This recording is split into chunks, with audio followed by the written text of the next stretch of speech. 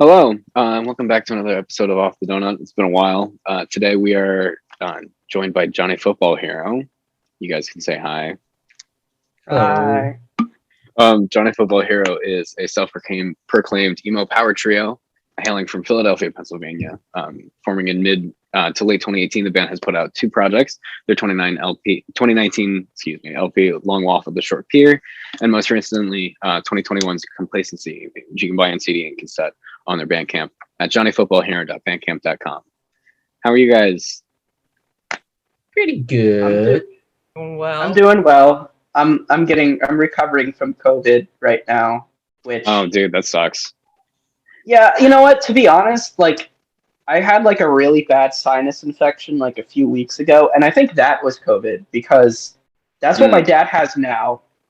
And I got a presumptive positive test, which either means it's super early or super late in the virus's thing, and I feel pretty good, so I'm pretty sure I had it a few weeks ago.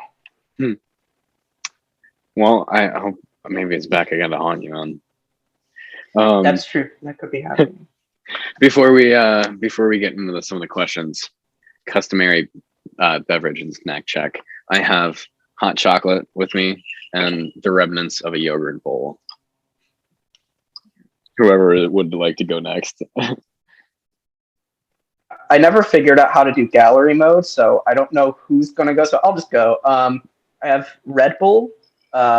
It's okay. It's not. All right. It's going invisible. It looks like alcohol because they put it in a glass with ice, but it is in fact Red Bull.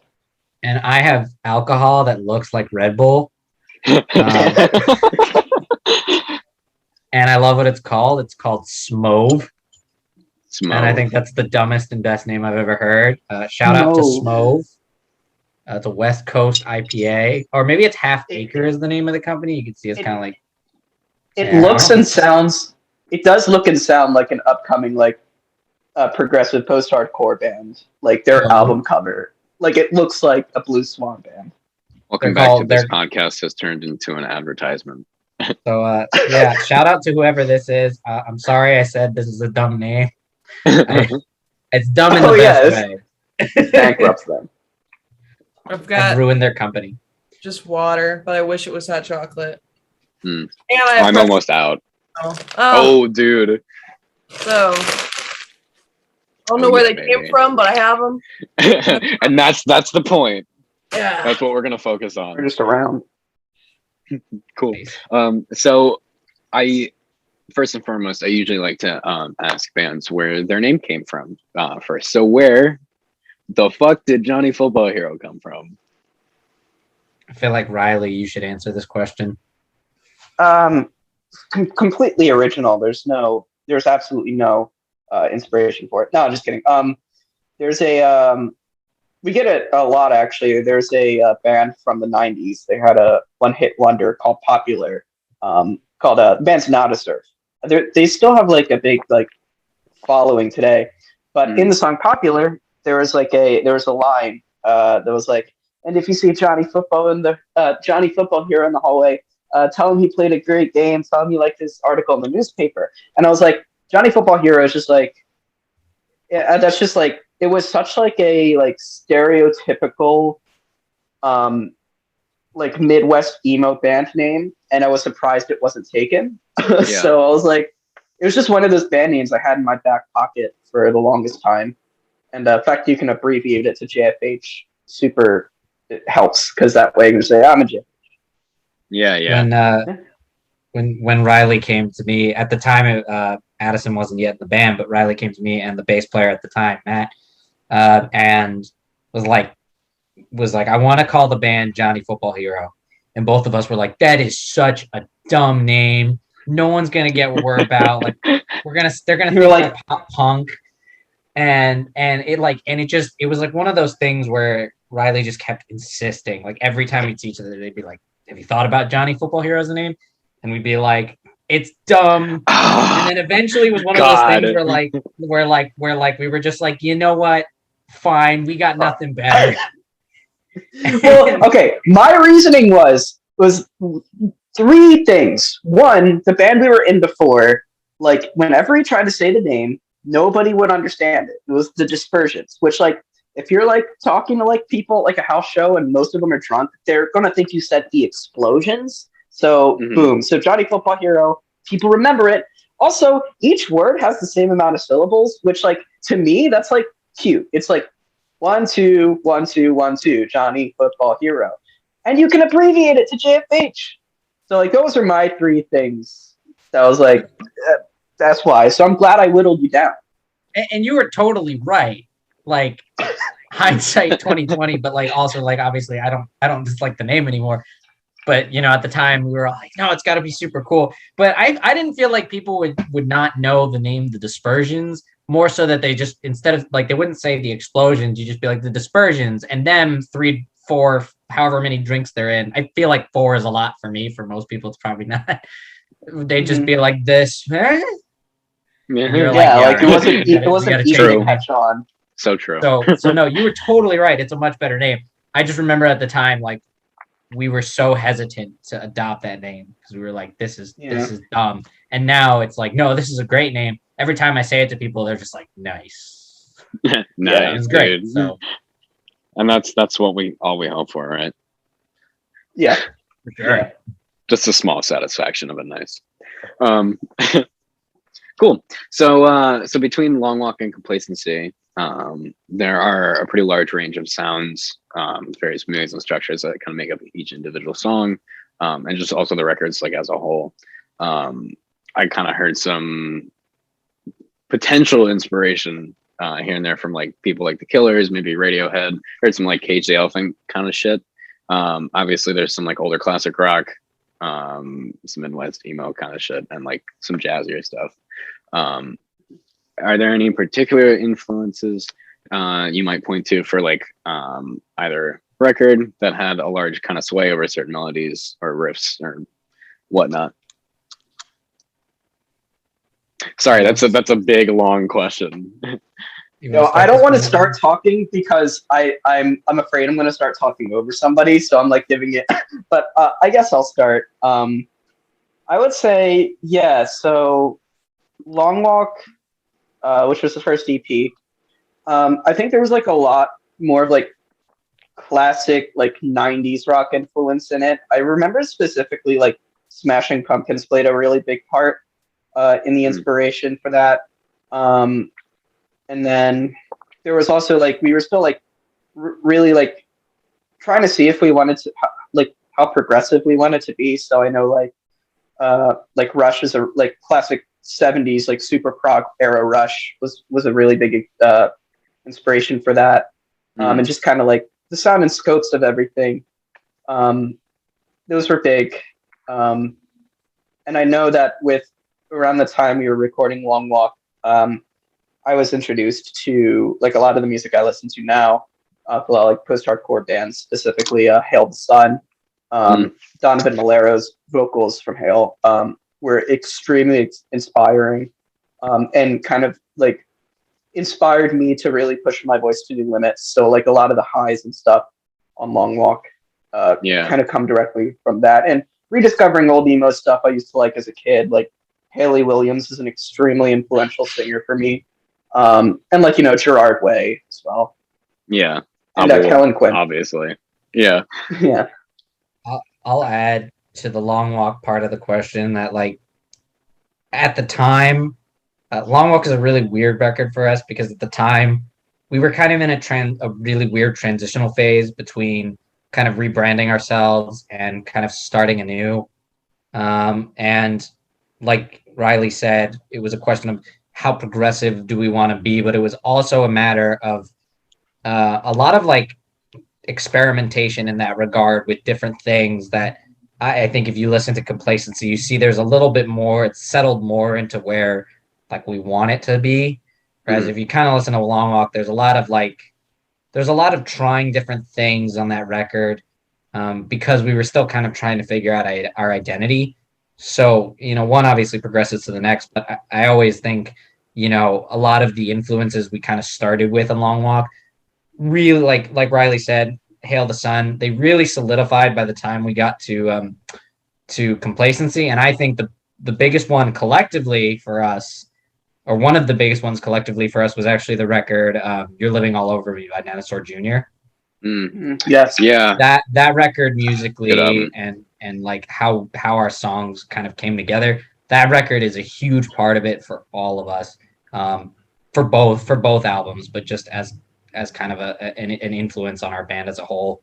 That's like that to me is a big one that is often missed in a lot of the articles that are written about us. Like nobody ever picks up on that, or they just haven't written about it. I wanted to throw that out there because that one's huge for us.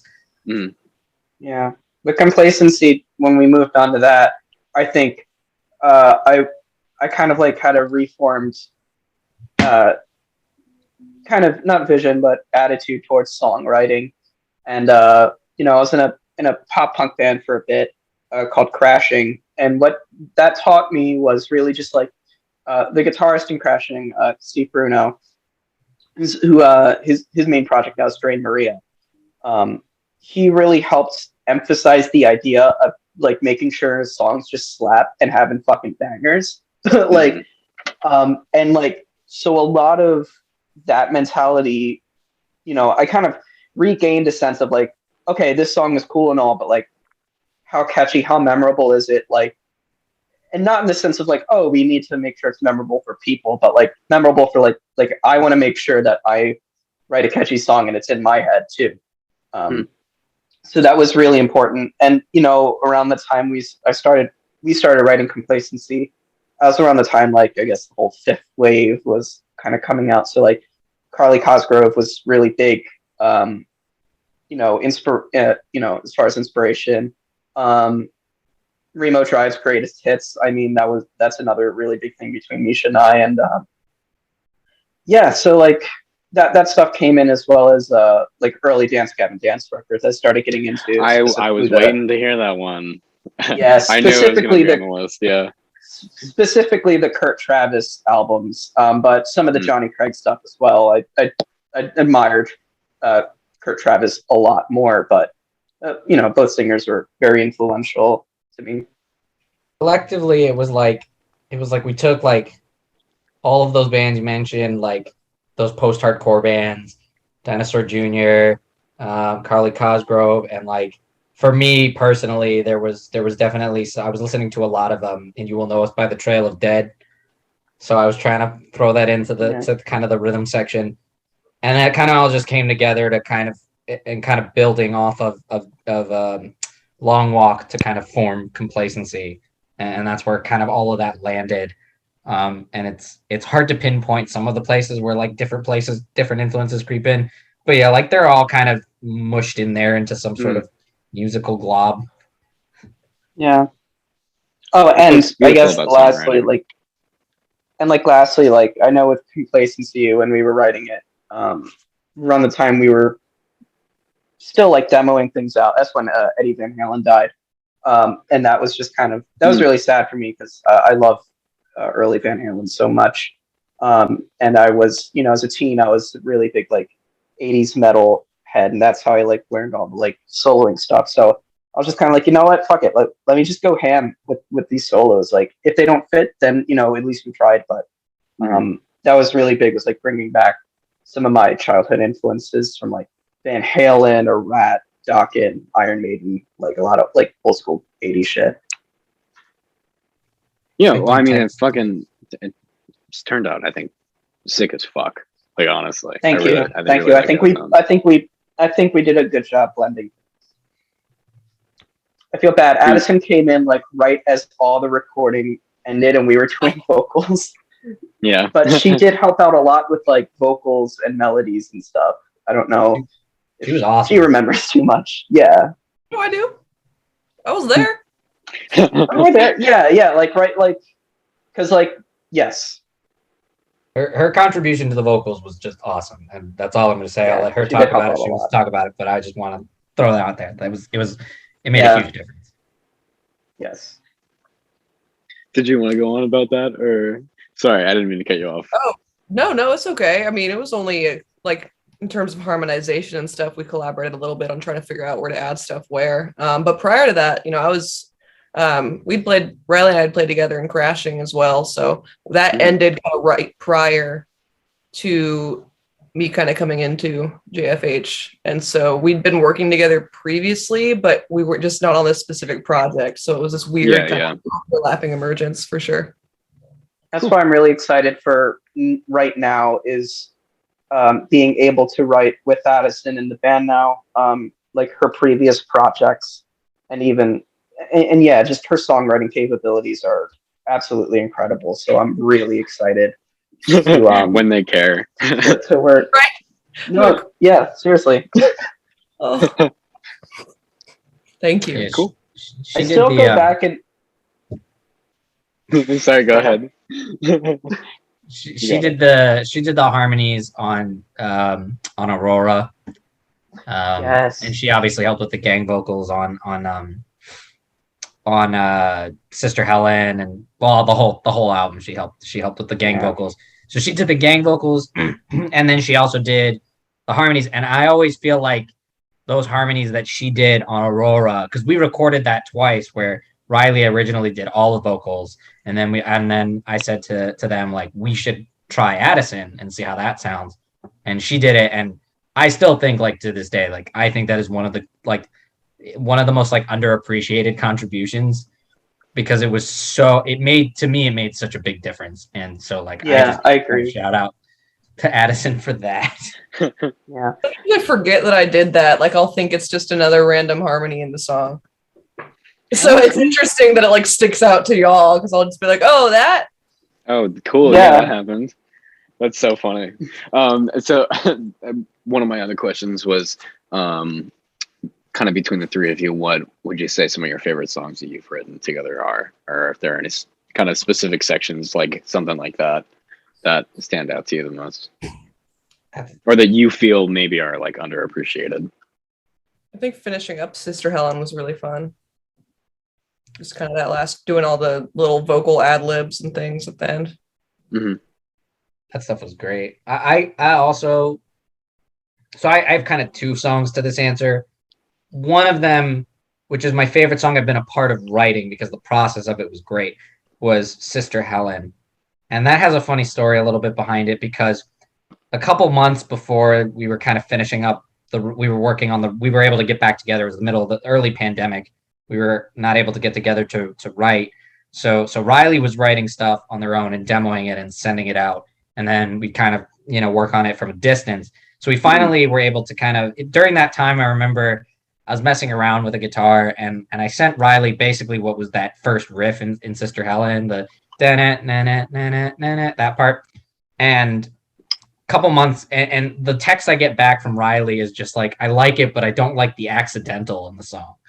And I was like, whatever. I don't really care. Like, a couple months go by. We finally are able to get together, and Riley comes in and is like, I wrote this song, check it out, and plays that riff back to me. And I just sat there like, I don't know how you think you wrote that. It's fine. I thought it was hilarious. And really, truth be told, like, Riley pretty much wrote the rest of it and changed some of the parts, made it a much better song than I could have ever in any way, shape, or form. Yeah, but you were just, wait a minute. It was great. And I also really loved the process of writing the rest of that song, because it was one of the few times where we wrote a song really together, like in a room together. We kind of just jammed it out and it just came together. And I think that experience for me makes me really proud of that song. But personally, my favorite song on that record is Complacency Part 2. So that's kind of my dual answer. Yeah, I would say, I mean, a lot of the songs have more, I don't say, yeah, I guess they mean a lot to me in a different way, since I wrote them, and on both records, I was writing them in really dark, hard times in my life, and they both helped get me through them. So to me, it's there's a different relationship I have between them and what anybody externally would. But for me, I think my favorite, I don't know if I have a favorite song, but I will say, like, my favorite part in any song we do is Complacency Part 2. It's just the the chanting towards the end of the song. I'm not okay, but I'm just fine. I think I'll get there with some time. And specifically the line, Fuck. What is it? Oh, If somebody knows that's it, my please. favorite. That's my favorite. Because I'd rather die than put up with your abuse. For me, that was just the most direct way of trying to let a lot of baggage go.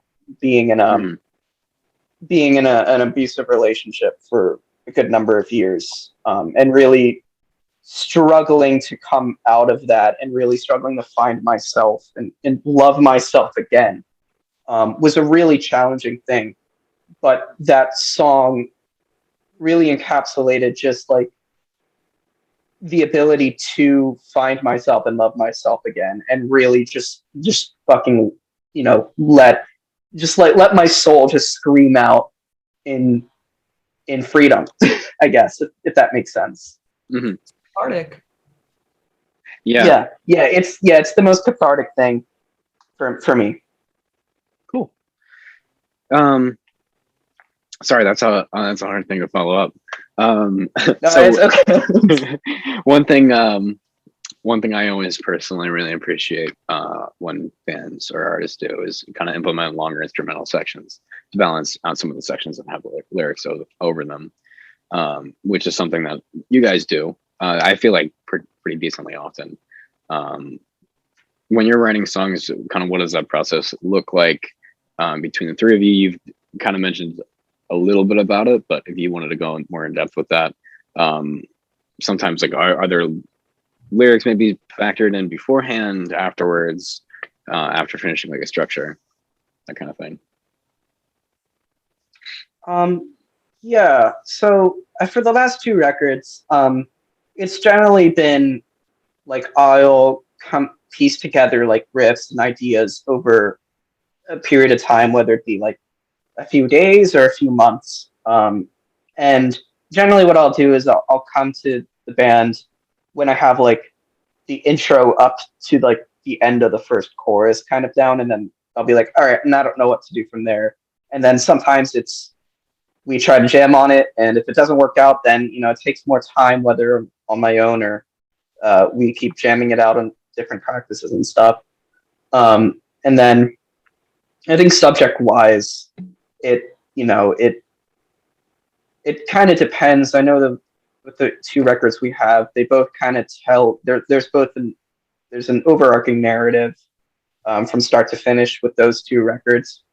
Mm-hmm. So when I'm writing them, I already know like kind of like where their sequencing is going to be on the record, and having like an idea kind of fleshed out.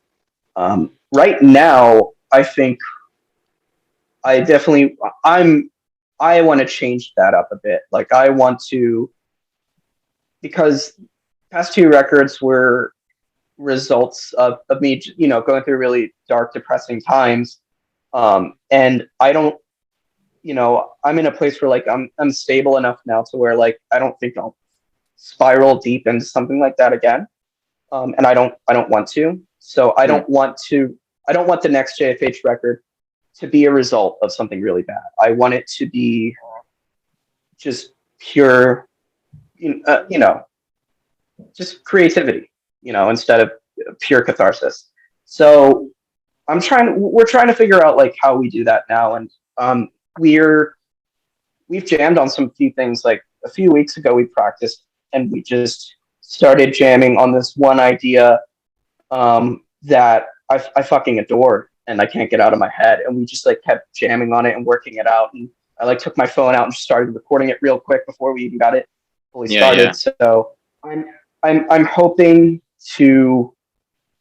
I want Misha and Addison to put in as much creativity as they want to or they can. Because I kind of feel bad that it's mostly been me doing a lot of the creativity. Misha's helped out a lot with co-writing too, so I don't want to discount that.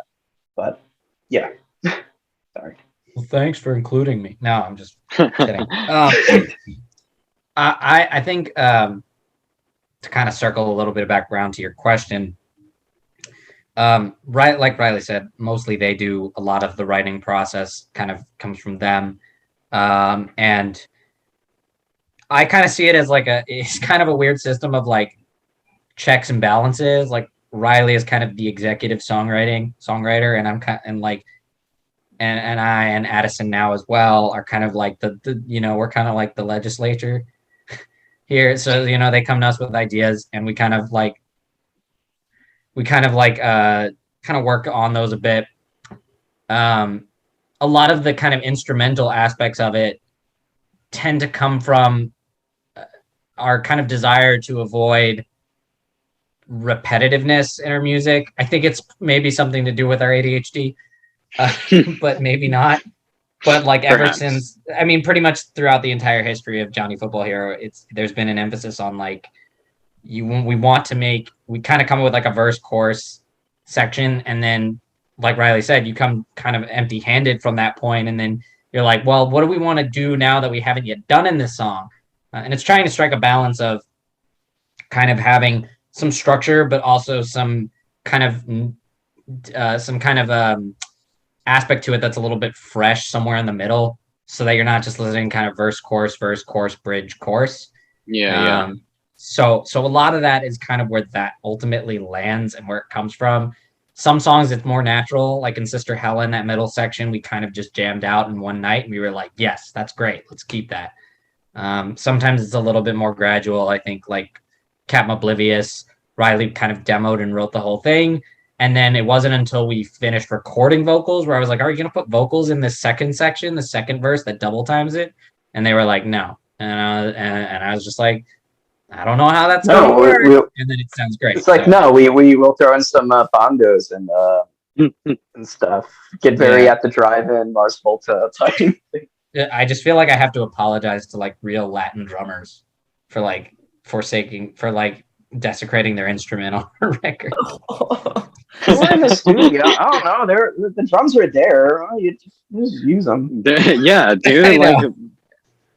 I was basically begging for it. Like, there we go. They're getting ready. There's no apology needed. Though the cowbell part was a little goofy. I will say that's what I like. That was so funny, and that was so I think funny. We had a couple of outtakes where I just laughed into the microphone because I was holding the cowbell. We were just laughing because we're just. You're like, oh my god. Well, because Misha was holding the cowbell and I was hitting it, so it was a team effort. No, it was a block in cowbells, like. Ding, ding, ding. That's what was funny about it. Kind of hard to hear, but they were funny noises. It was great. It was so dumb. It really was just like that whole process of recording was just like finding random shit laying around and being like, let's put this in the song. Yeah. That's the mandolin in Bad Year. Yep. That was our Spinal Tap moment. That was when we were like, it was like. That was a bit too pretentious in a way. It's like, what if we put a mandolin in the song? It represents like the dream sequence. He's like dreaming in Italy. I see that coming out of Spinal Tap, but it works. So Bad Year's in the key of D minor because it's the saddest key. It's not D minor, it's B minor. B natural minor? No, yes, B natural minor. I missed. Yeah. Sorry, I don't have much to add to that. I'm gonna. We wouldn't expect most people to. Sorry, dude. Here. Oh yeah. Okay. Dude, that would be even more. Would that be more awkward? That And I'm just gonna sit back, relax, and want the full picture. So that's so funny. Okay, so one of my next questions. There's a little bit of a preface to this.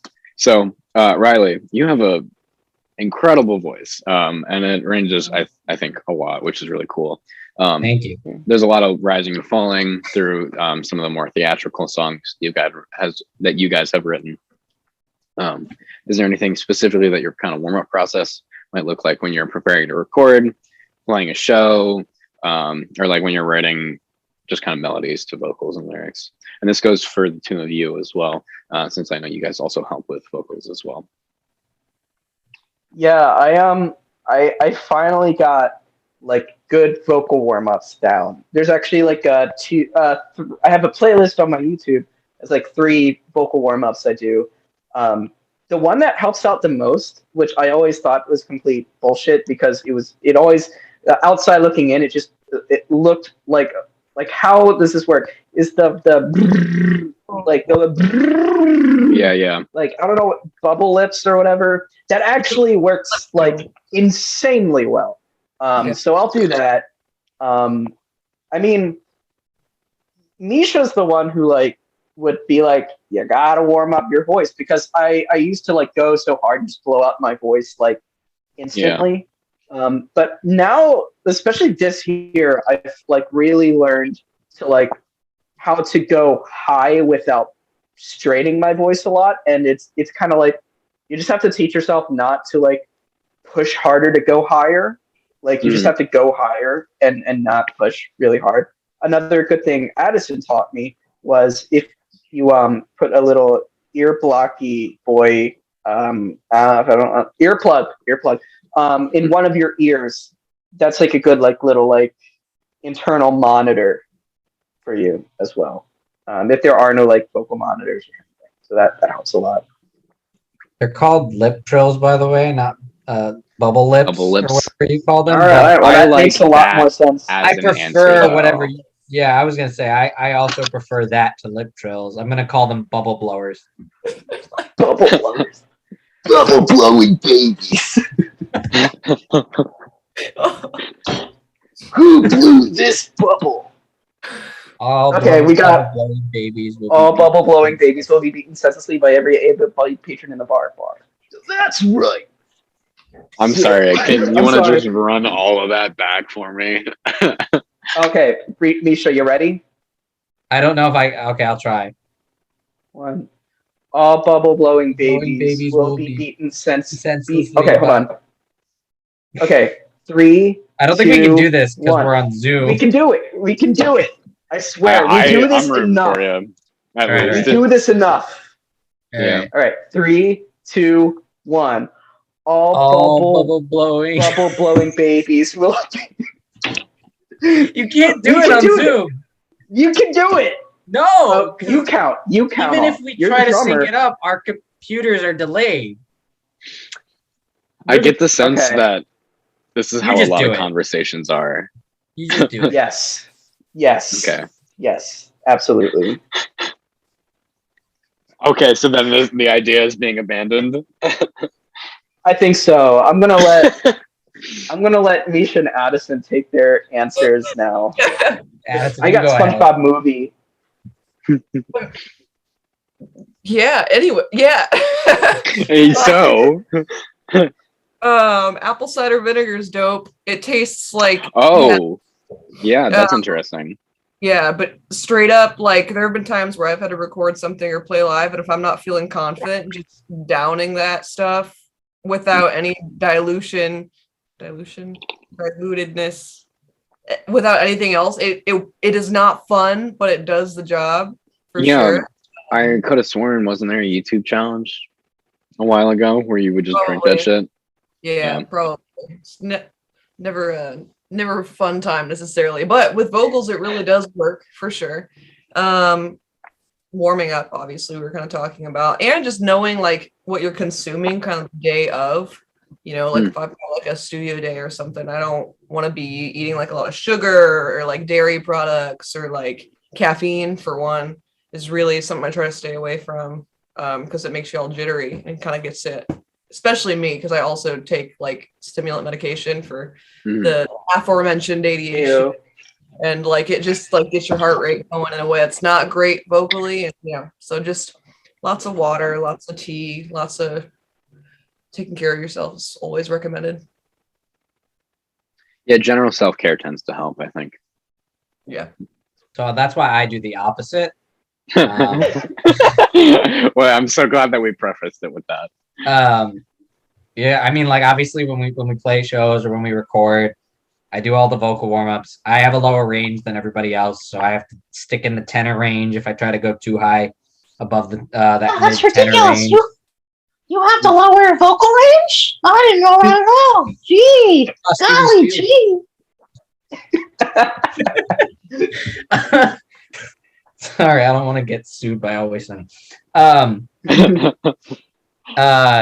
Yeah, but when we do, so for me, I think the only thing that's I guess unique to what I do with vocals is I do the scream vocals on the record, and I guess live too, although not as well. And I found that the best way to do scream vocals for me was to screw up my voice somehow first. Yeah. Because then it got kind of raspy, and then it would be easier to kind of get that sound out. That's not I've healthy, gotten better. dude. Yeah, No, I it's say that'll not. fuck But you up.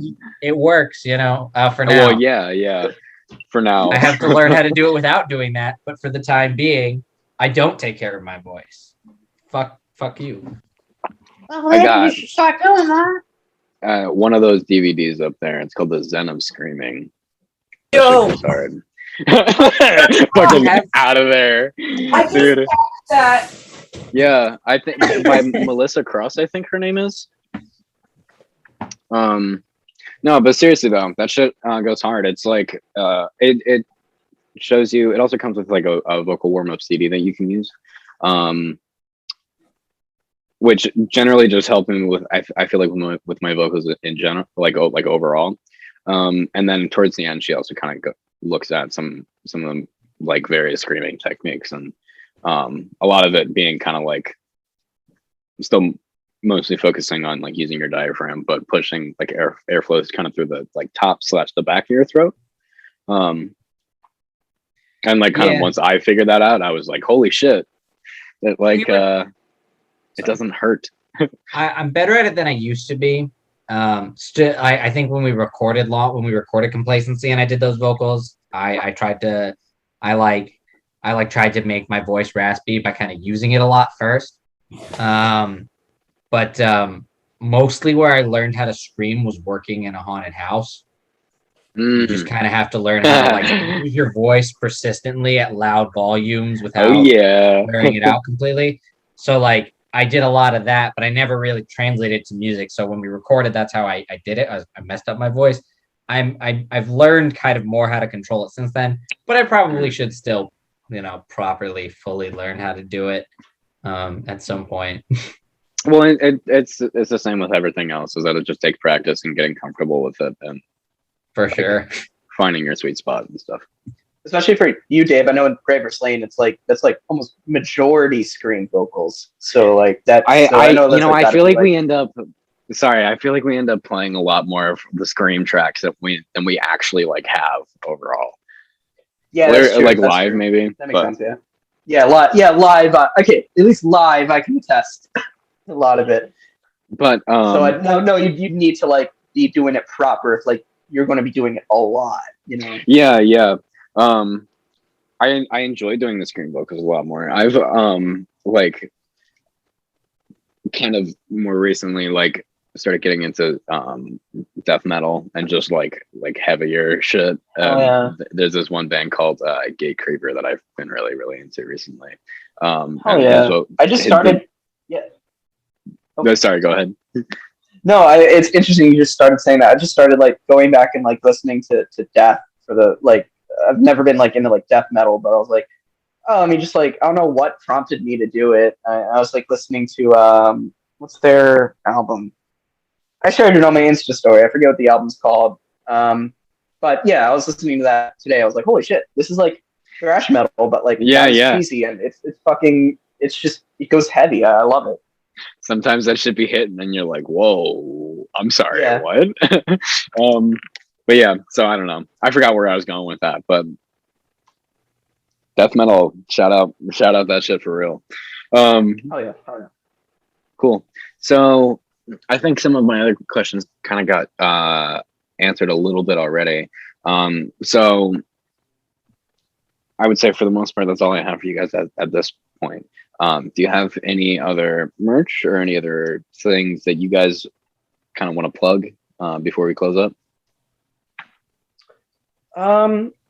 We don't really have much new things to offer at the moment. I think we might be like looking into getting some new merch for the new year soon. I know we do have some really amazing like illustrations and designs that we've had commissioned for future merch, and I think we're probably going to try to get working on getting that made soon. I just know that we're in the process of starting to write new stuff. Maybe another EP, maybe some singles. We're not quite sure yet, but the gears are starting to roll. Cool. Well, it's very exciting, and I know personally I'm excited for whenever that comes out. Cool. Well, it's been a pleasure speaking with you, you guys. Once again, this has been Johnny Football Hero. You can find them on Bandcamp at johnnyfootballhero.bandcamp.com. If you want to yell out your social media ad, because I don't have that off the top of my head. Yeah, I know on Instagram it's jfh.phl, and on Twitter it's jfh_phl. Cool. Yeah. Go give them a follow. Like, honestly, if you just look us up, I don't think there's anybody else that is a band Yeah. that goes by that name. So we'll be there. That's another good thing about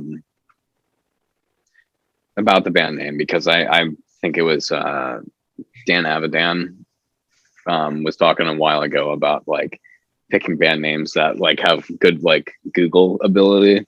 Yeah. I fucking made the dumbass mistake to name my band off of a street. So like, oh, well, no, for the longest time, if you searched us up on Google, you'd get the like Nada Surf shit because of the lyric. So we finally been able to overcome people searching up the lyrics for a Nada Surf song. So that's suck it, Nada Surf. So yeah, fuck you, not fucking God. So, how dare you give us this band name? Say it again. It's pretty dope. How dare you what? Oh no! How dare you come up with a lyric that we stole and then take the limelight from us?